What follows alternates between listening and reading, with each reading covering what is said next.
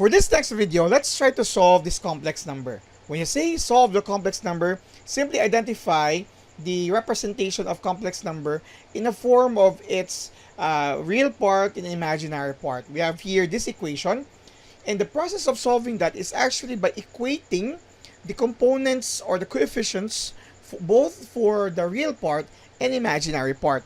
What we can do here is actually rearrange our term here in such a way that it would actually pattern through a function or equations combining on specifically on this side here, which would actually be grouped according to the possible real part, which is equal to 7, and imaginary part, which is equal to 5, just for the coefficient itself. So we can have it like this: 3x plus 5y. Since these two terms, I'm talking about this and that, doesn't have any I, so that as a whole corresponds to the real part of the complex number. For our imaginary part, you will have here plus 2iy minus ix. This should correspond to our 5i here. So this is actually equal to 7 plus 5i. Let me try to factor out the I on the last two terms.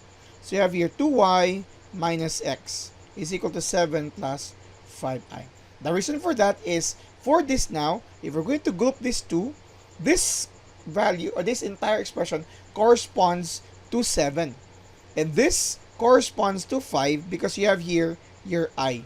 As for that, you'll have two equations which are actually composed of real numbers. So this is actually your next form here.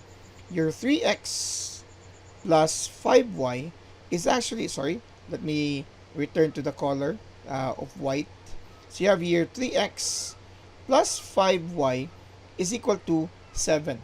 These are the real parts of both sides. As for the imaginary parts, you have here 2y minus x is equal to 5. Again, we don't include the i's because we're just going to use the coefficients. So for this, we just simply need to solve for the values of our x and y, and later on be substituting to both of the equations to signify the equivalence for both sides, and later on combine them into one expression. Okay?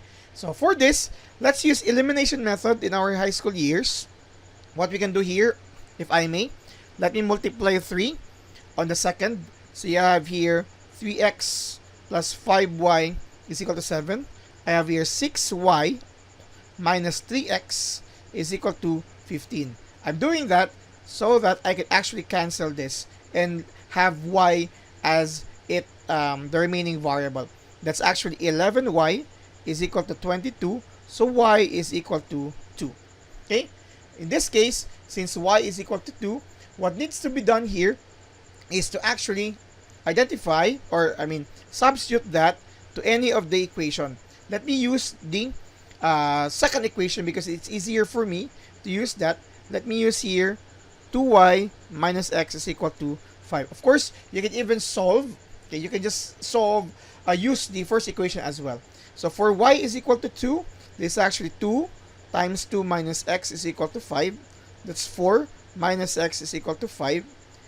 Negative x is equal to 5 minus 4. Negative x is 1. So x is actually negative 1. In short, the solution for the given complex number, we are not looking for the actual form of the complex number, because once we substitute x and y, it would satisfy the equation. But the solution for this is actually the point x, or value of x, being negative 1 and y be equal to 2. Okay? So that would mean it would be a point, negative 1 and 2. And of course, you can even express this as a complex number as well, since we know that x and y is actually, x is a component of the real part, and y is the imaginary part. So your solution for that is actually can be expressed as z is equal to negative 1 plus 2i. This is how we solve complex numbers. Thank you very much for watching.